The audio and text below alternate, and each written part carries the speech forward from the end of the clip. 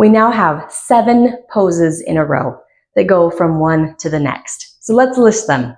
First, we start with salamba sarvangasana, halasana, karnipidasana, urdhva padmasana, pindasana, matsyasana, and uttana padasana.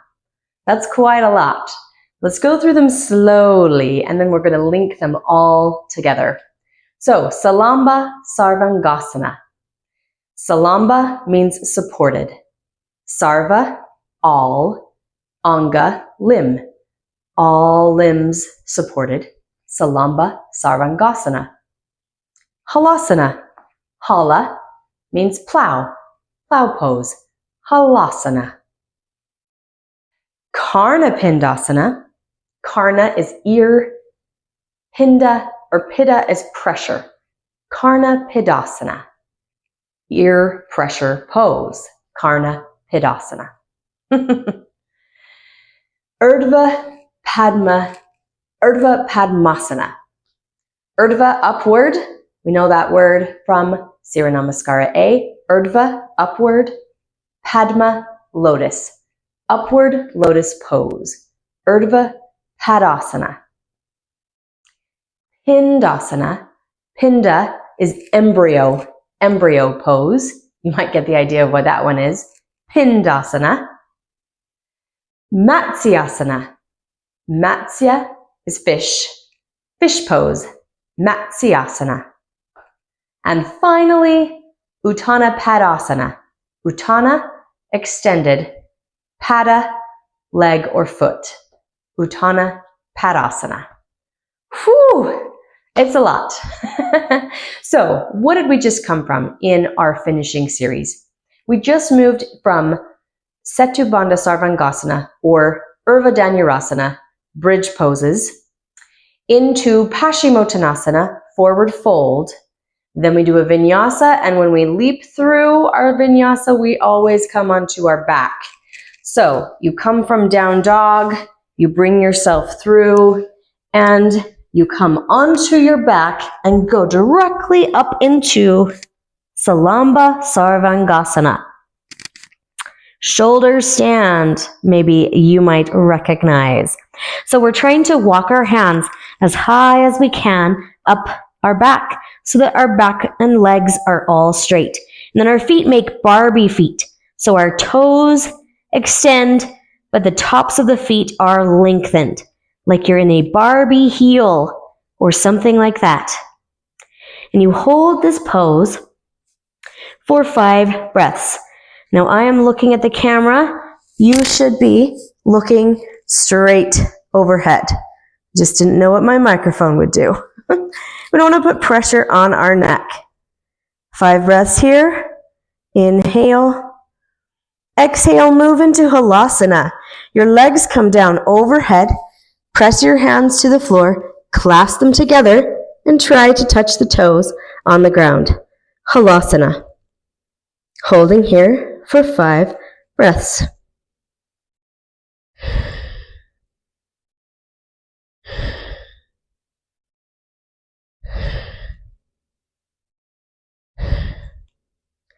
Karnipidasana. Let your knees bend. Maybe they will come to the floor around your ears. Mine aren't quite touching today. We're doing the best we can. 5 breaths here.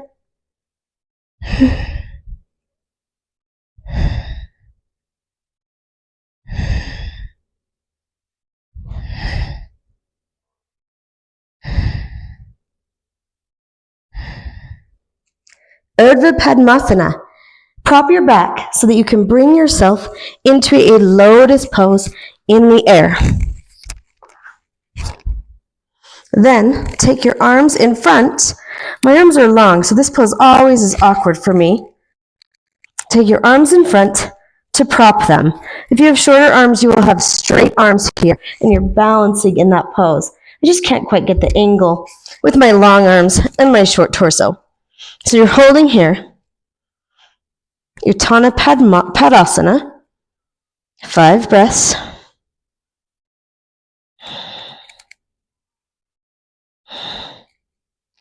Then pindasana. Bring your legs down and wrap around. I'm going to fall off, so I'm just going to hold my back as I keep wanting to fall off. So our legs have come down. Pindasana, embryo pose.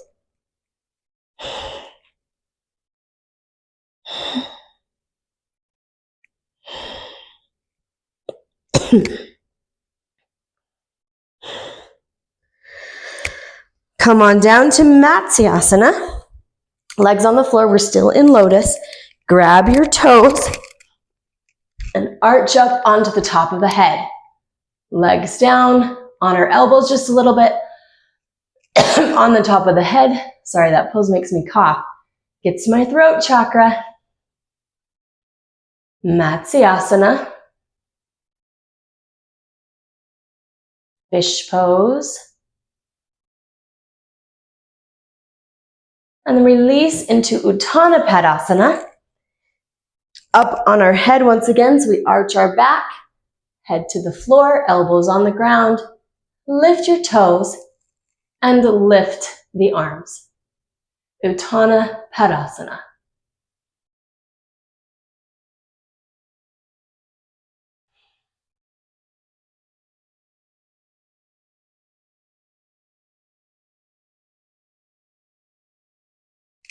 Come on down, and we actually entered the transition from here.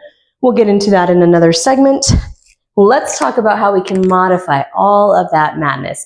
You see that I'm not able to always get through the poses myself, get as far down as we can. So modifications are very essential to understand and know how you're going to help someone through this. Let's start with shoulder stand. So a couple things you can do. One, if they do not want to reach their legs up to the air, hold their legs with their hands, right? Take a block underneath their hips and then lift up. This is lovely. The reason for the block is because sometimes if we lift our legs up, our abdominals are still gripping, and we don't want their abdominals to grip. We want them to be fairly relaxed through here and feel weightless through the legs. So this is a very restorative way that you might modify salamba sarvangasana. Another way that's not quite as restorative would just be to lift up and they're propping on their elbows. So instead of coming as high as you can, they're kind of creating a little shelf. See how my hips are bent slightly? So they're propping themselves on their elbows. This is a great option for salamba sarvangasana. Now from here we move into halasana. So they may not be able to bring their toes to the floor, and they might just hover, something like this. Easy enough, easy way to modify it. If they were already on a block, and like in the shoulder stand, you might just leave them on the block and don't make them come here. But just an option. Now with karnipidasana, the legs can just kind of hover. My legs didn't go all the way to the floor, so they're just hovering around the ears. That's an option. And then for uttana padasana, instead of doing a lotus, maybe they're going to take like a butterfly position. So this is padmasana, or simply just kind of cross the legs, like a crisscross almost. So they're not in lotus, but they're still crossing. That's an option. And then for pindasana, instead of having lotus, see my legs are together, and I'm just going to drop my knees right onto my forehead. I'm still propping my back, as you see, just kind of taking some of the deeper challenges out of it.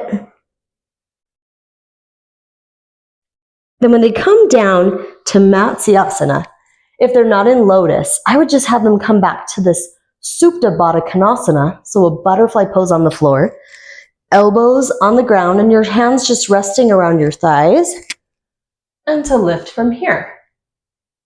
Really great option to open up the chest and heart space, but not have to bother with the lotus position if that's not something that they can get into on their own. And then finally, uttana padasana. Keep the legs down, come onto the elbows, and drop your head. So this is a great choice right here. You don't have to go any further. You could use your arms, just lift the arms, or you could leave the arms down and just lift the legs. It's like pick your journey, pick your adventure. That's a lot. Comes better with practice, so get practicing.